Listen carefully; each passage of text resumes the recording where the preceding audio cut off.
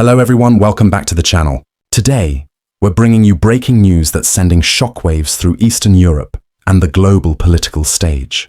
Belarus, long known as one of Russia's most loyal allies, has just made a stunning and unexpected move. Reports from multiple verified sources suggest that Belarusian troops are now marching independently. This time, not in support of Moscow's ambitions, but seemingly in defiance of them. For decades, Belarus has been considered a firm extension of the Kremlin's influence, often acting in alignment with Russia's strategic and military interests. But tonight, that image is crumbling, replaced by one of defiance, tension, and perhaps the beginning of a new chapter in Belarusian history. Across the country, military convoys have been seen mobilizing through major cities like Minsk, Grodno, and Brest. What makes this movement different is not the presence of troops, but their purpose. Eyewitnesses describe Belarusian soldiers waving their national flag without the Russian tricolor beside it, a subtle yet powerful symbol of separation. On the streets, crowds of citizens have gathered to watch, some in disbelief, others in silent support. Slogans like "Our Land, Our Command" and "For Belarus, Not Moscow" have begun appearing on banners and in social media posts. What was once unthinkable, a Belarusian military acting without Moscow's directive, now appears to be unfolding in real time. This move comes after months of growing discontent within Belarus's military ranks. Officers reportedly frustrated with Russian interference have been pushing for greater autonomy. For years, they followed orders aligned with Putin's strategy, often finding themselves used as pawns in a larger geopolitical game. But now, it seems those same soldiers are reclaiming their own identity, asserting that Belarus should defend Belarus, not someone else's empire. The tone among these troops is changing from obedience to resolve. Satellite images analyzed by Western intelligence show Belarus repositioning tanks, air defense systems, and supply lines, but not toward Ukraine, as has been typical in recent years. Instead, these deployments are focused on internal and border regions, signaling a message: we will protect our sovereignty.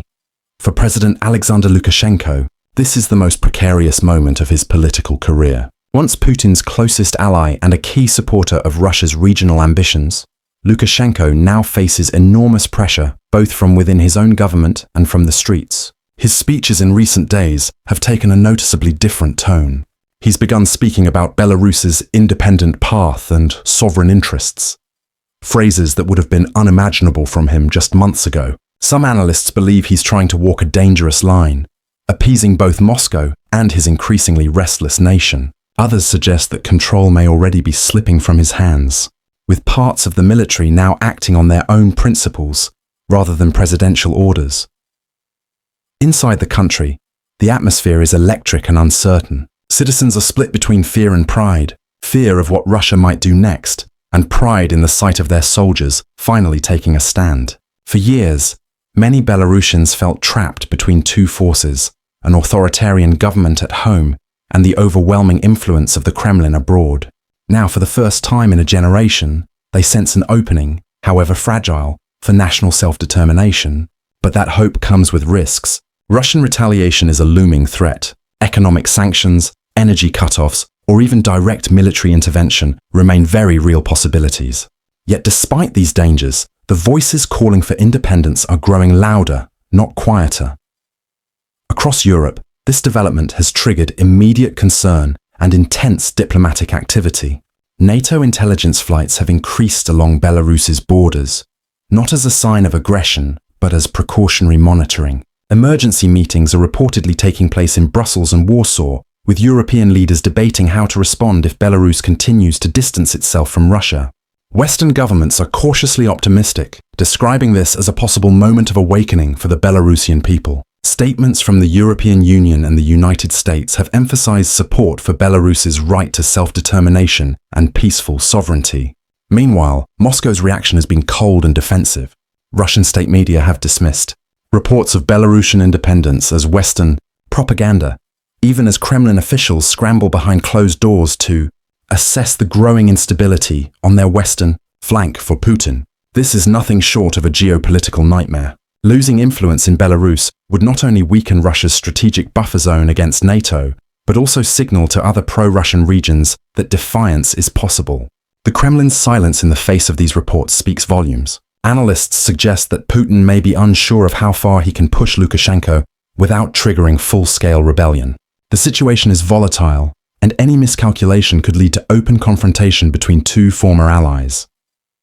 Economically, Belarus stands at a crossroads. Its economy is tightly linked to Russia's, with trade routes, banking systems, and energy supplies heavily dependent on Moscow. If Belarus continues down this independent path, it will almost certainly face harsh consequences. Russia could cut oil and gas exports overnight, strangling Belarus's industries and economy. Yet many citizens appear willing to bear the cost. Interviews and viral posts on Belarusian social media platforms show a powerful sentiment. Freedom is worth the price. For a nation that has long lived under both domestic and foreign pressure, this collective defiance marks a turning point in spirit. On the streets of Minsk, vigils and small protests are becoming more common. People gather with candles and national flags, some holding photos of soldiers who have reportedly refused Russian-linked commands. The emotional impact of these scenes has spread far beyond Belarus's borders. In cities like Warsaw, Vilnius and Prague, expatriate Belarusians have organized marches in solidarity, calling for an independent and democratic Belarus. Online, hashtags supporting the movement are trending across multiple platforms, carrying the message of unity and courage around the world. But the path forward remains uncertain. Some fear that this rising independence movement could provoke a repeat of Ukraine's fate, Russian intervention under the pretext of restoring order. Already, there are signs that Moscow might be preparing for potential contingencies. Russian media outlets have launched a wave of disinformation, blaming the unrest on Western influence and labeling Belarusian officers as traitors. Cyber attacks have reportedly targeted Belarusian government websites and communication systems in recent days, though officials have yet to publicly confirm the source. Still, experts believe this could be part of Moscow's early attempts to regain control through non-military means. Despite the threats, the morale among Belarusian soldiers and civilians seems to be holding strong. A viral video circulating online shows a young Belarusian officer removing a Russian insignia from his uniform and saying, "We are not against anyone. We are for ourselves, for our home." Those words have resonated deeply, becoming the unofficial slogan of the movement. It's a simple but powerful message. This isn't about hostility or rebellion. It's about reclaiming national dignity. As the world watches, the next few weeks could determine the future not only of Belarus, but of the entire region's balance of power. If Belarus manages to sustain its independence without sparking direct confrontation with Russia, it could inspire other nations within Moscow's orbit to reevaluate their alliances. On the other hand, if Russia responds militarily, the world could be facing another devastating conflict on European soil, something no one wants to see again. Analysts describe what's happening as a quiet revolution, not born from chaos, but from decades of frustration. The Belarusian people, long overshadowed by their larger neighbor, are beginning to write their own story. They are rediscovering their national identity, reclaiming their voice, and standing up against a legacy of dependence. Whatever happens next, the message is clear. Belarus is no longer content to be Russia's silent partner. In the end, history often turns on moments like these. One generation's courage can reshape an entire nation's destiny. Whether Belarus succeeds in breaking free from Putin's influence remains uncertain, but the determination of its people is undeniable. The world is watching closely, and every move, every word, every flag raised in defiance carries weight far beyond Belarus's borders.